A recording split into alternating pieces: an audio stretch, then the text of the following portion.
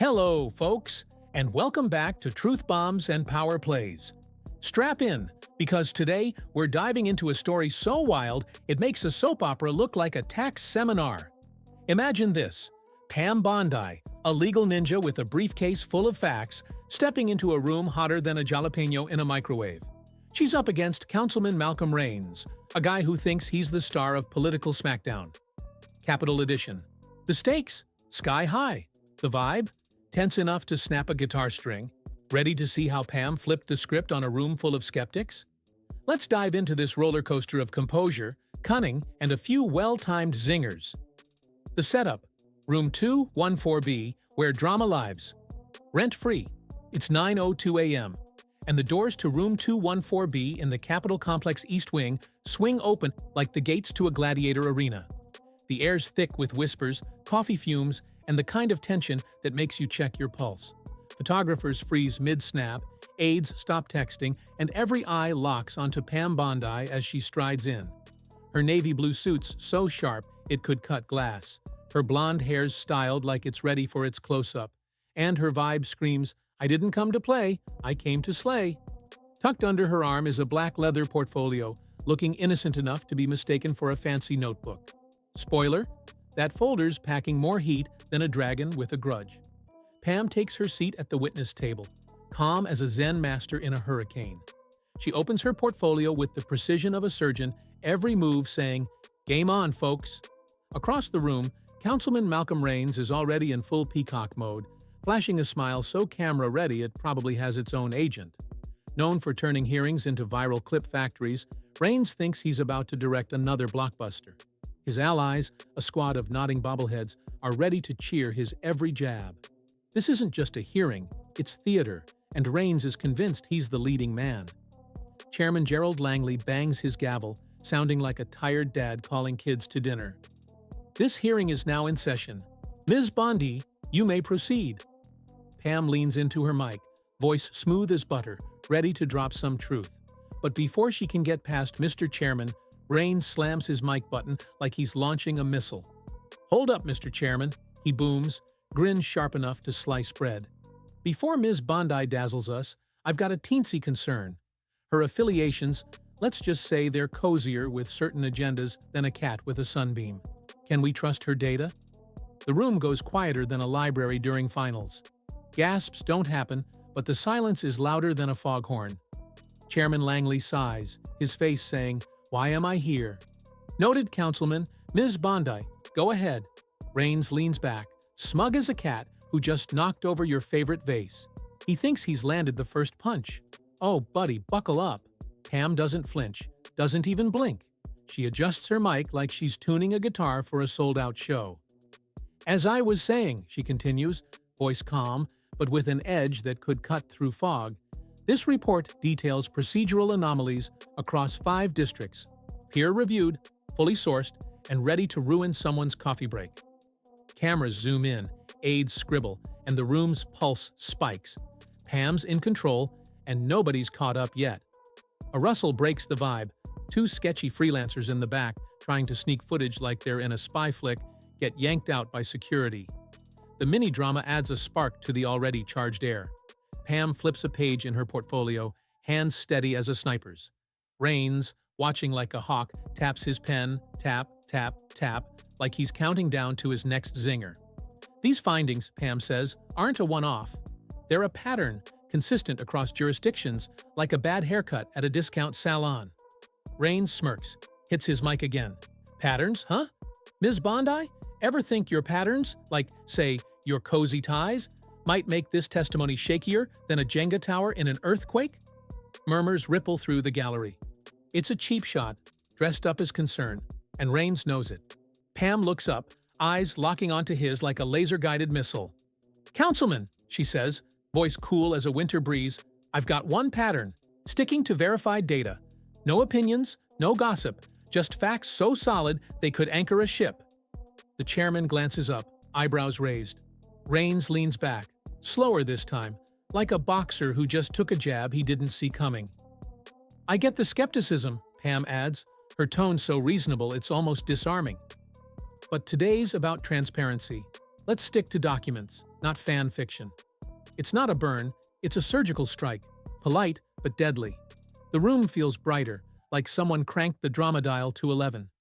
Rains's smile tightens, and the gallery's buzzing, because Pam just flipped the script without breaking a sweat. Round 2. Rains swings. Pam dances. The clock ticks, but the silence in room 214B is anything but chill. Pam's laying out her findings.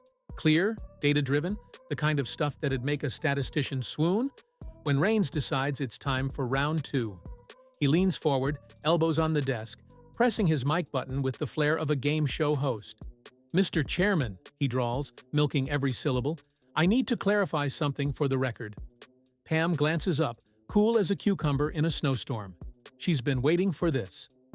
Chairman Langley, looking like he'd rather be golfing, nods. "Make it quick, Councilman." Rains straightens his tie, smirking like he's about to drop a mic. Ms. Bondi's group has ties to advocacy outfits with a history of stirring the pot. Doesn't that scream bias louder than a foghorn at a yoga retreat? The room tenses, aides nodding like they're in a synchronized swimming routine. Rains thinks he's planted a seed of doubt, but Pam's not here for gardening.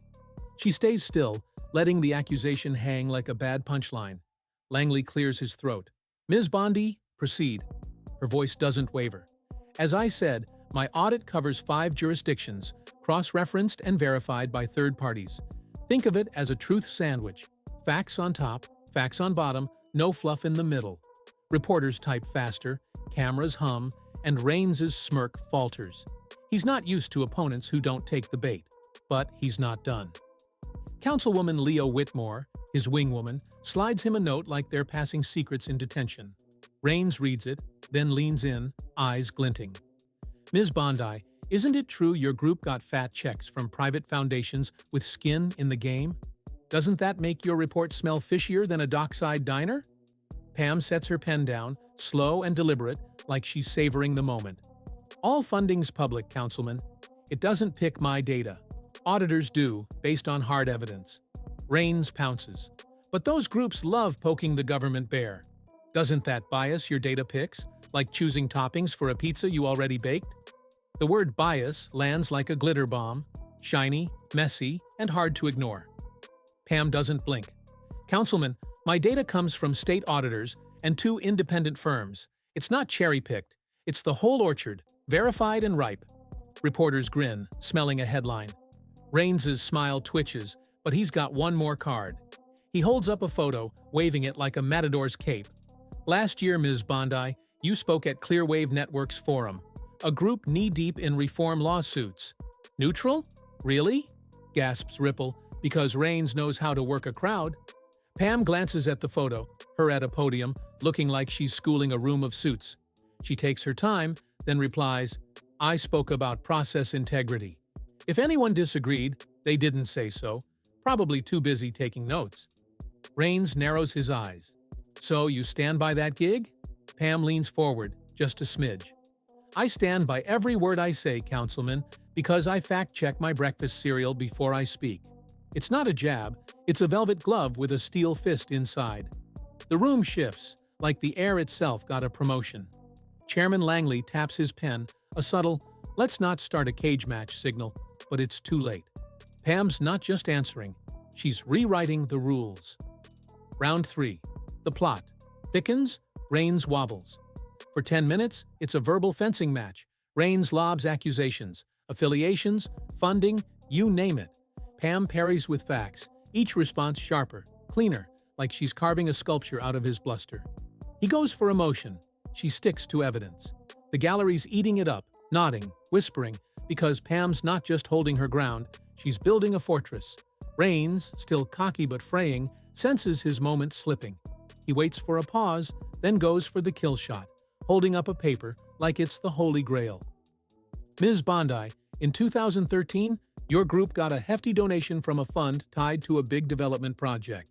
Right after, you dropped a planned audit of that project. Coincidence? Or does that smell like a payoff to you?" The room freezes. Reporters lean forward, cameras whir, and aides start drafting tweets before the sentence lands. Rains's tone? Slow, disappointed, rehearsed. is pure TV gold. He thinks he's got her. Pam doesn't react. She reaches into her portfolio, pulling out a single sheet with the calm of a chef plating a Michelin star dish. She slides on reading glasses, looking like she's about to school the room in advanced truth-telling. "If we're talking donations," she says, voice smooth as silk, "let's enter this into the record. On March 12, 2019, your campaign, Councilman, pocketed $10,000 from Fairview Consortium, a subsidiary of a firm under regulatory review." The gallery inhales like they just saw a plot twist in a thriller. A pen hits the floor, because of course it does. Pam continues, unfazed. 3 weeks later, your office sent a letter questioning that review's pace. Sound familiar? She hands the document to the clerk, who distributes copies like they're hot concert tickets. Rains clears his throat, shifting like he's sitting on a cactus. "That's unfair," he sputters. "My letter was routine. I send tons of inquiries." Pam tilts her head, a move so subtle it's deadly. "Exactly my point, Councilman. Patterns matter. You suggested donations sway actions. Let's apply that logic to everyone." No snark, no drama, just a mirror held up to Rain's own playbook. The chairman's face darkens, not with anger, but with, "Oh boy, this is escalating" vibes. Pam's not done. She pulls out 2 more documents, color-coded and time-stamped, like they're ready for a museum. Here are 2 other examples. Same deal. Contribution, then correspondence. Dates, sources, responses, all included. The gallery's electric, papers rustling as committee members flip through the evidence. Rains grips his notes, his cool cracking like a cheap phone case. "Are you accusing me of misconduct?" he snaps, voice tight. Pam pauses, eyes steady. "No, Councilman. I'm doing what you asked, providing context. If connections raise flags, let's check everyone's laundry." It's a checkmate wrapped in politeness, and the room feels it. Chairman Langley taps his gavel. "Let's keep this on track."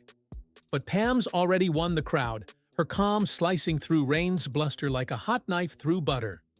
Round 4. The tide turns. Pam owns the room. The clerk hands out Pam's documents, and room 214B shifts, like a ship hitting a new current. Rain's swagger's gone, his fingers tapping nervously. His colleagues scan the pages, eyes darting to him, then back to the evidence. Chairman Langley adjusts his glasses, looking like he's mentally updating his LinkedIn status to "surviving this hearing." Rains tries to rally. "This is a misrepresentation," he says, voice strained. "My letters were procedural, part of my job." Pam nods, calm as a lake at dawn. "I respect your duties, Councilman, but if we're dissecting affiliations and donations, let's use the same magnifying glass for everyone. It's not an attack, it's a principle, and it lands harder than any shout." Langley, sensing the room slipping, speaks up. "Ms. Bondi, let's focus on your findings." Pam doesn't miss a beat. "With respect, Mr. Chairman, I've fielded 40 minutes of off-topic questions. I'm just asking for the same rules to apply to all players." It's a quiet demand for fairness, and the gallery's eating it up, nodding like they're at a wisdom seminar. Councilman Clyde Waverly, who's been chilling in the background, finally pipes up. "Ms. Bondi, are you saying the committee's scrutiny is uneven?" Pam nods slightly. "I'm saying if we're judging credibility by influence, let's do it across the board. No VIP passes." It's a mic drop moment without the mic, and Rains's face says he knows it. Langley checks the clock, then Rains, who's gripping his notes like they're a life raft. "We'll take a 15-minute recess," he says, gavel tapping like a surrender flag. The room explodes, quietly, because it's still a hearing. Aides sprint to strategize, reporters bolt for the exits, and the gallery buzzes like a beehive on energy drinks. Rains stays seated, staring at Pam's documents like they're a bad report card. Pam? She's a statue of calm, sitting at the witness table like she's waiting for a latte, not a political firestorm. A few committee members approach her, not for show, but for real talk, their respect clear. The gallery's vibe shifts from "Who's this lady?" to "She's rewriting the playbook." Pam's not winning with noise, she's winning with prep, facts, and a spine of steel. The recess. Chaos. Outside, zen inside. The 15-minute recess is less a break and more a "everyone lose their minds" intermission. Aides huddle like they're planning a heist, phones buzzing with updates. Reporters rewrite headlines, and social media's already ablaze with hashtag Bondi Shift trending like it's the new TikTok dance. Clips of Rains floundering spread faster than gossip at a family reunion. Pam stays seated, flipping through her portfolio like she's browsing a menu, not steering a political earthquake. Outside, conservative outlets are crowning her queen, while Rains's team scrambles to salvage his brand.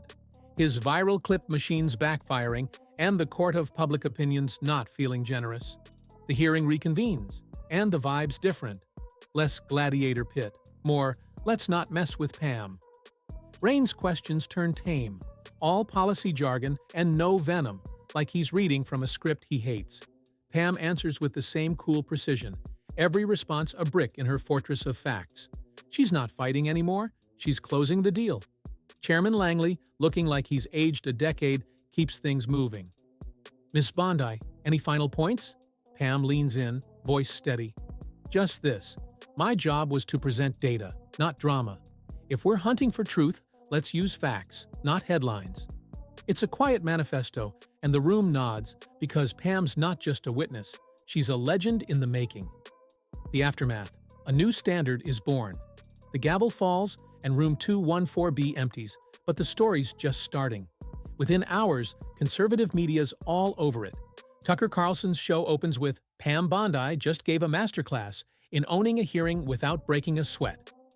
Legal experts on his panel gush, calling her calm a blueprint for crushing partisan traps. Political strategists start scribbling notes because Pam's approach, facts over fury, is a game changer. Behind closed doors, Democratic leaders hold an emergency powwow.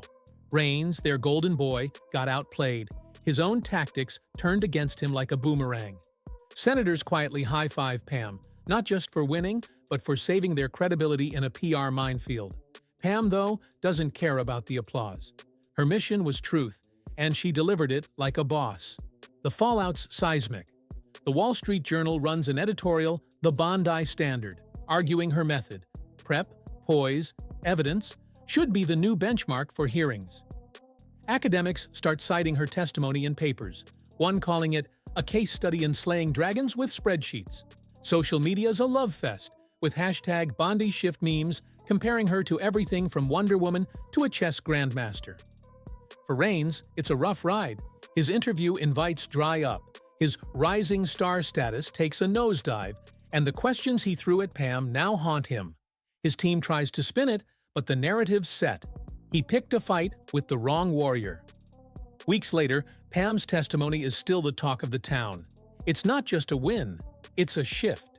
Future witnesses study her playbook, learning that in a world of shouting matches, silence and facts hit harder. Pam Bondi didn't just survive room 214B, she redefined it, proving that in the circus of politics, the quietest voice can bring down the house. The wrap-up. Your turn to weigh in. That's the saga of Pam Bondi, who turned a high-stakes hearing into a masterclass in kicking butt with brains. She didn't just dodge Rains' punches, she turned his own moves against him, all while keeping cooler than a polar bear's toenails. What's your take? Ever seen someone flip the script like that? Drop your thoughts in the comments because we're dying to hear. If this story lit a fire under you, smash that like button and subscribe for more tales of truth-slaying drama. Pam showed us that in any battle, prep and facts are the ultimate power-up. Stay tuned for the next episode, and remember, the strongest weapon's the one between your ears. Catch you in the next video.